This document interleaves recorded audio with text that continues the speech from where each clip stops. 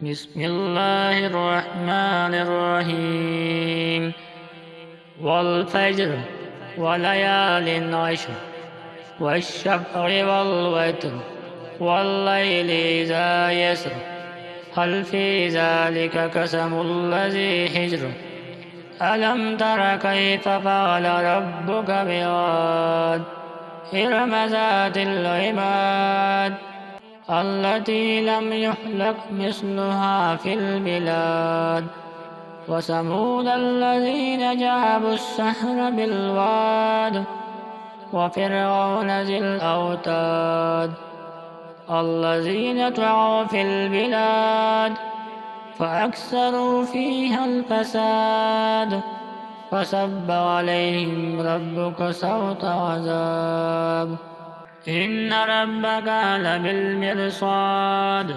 فأما الإنسان إذا ما ابتلاه ربه فأكرمه ونعمه فيقول ربي أكرمه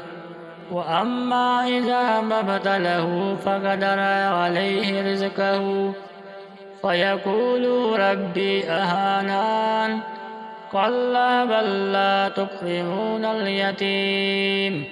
ولا تحاضون على طعام المسكين وتأكلون التراث أكلا لما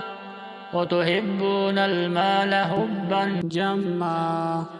كلا إذا دكت الأرض دكا دكا وجاء ربك والملك صفا صفا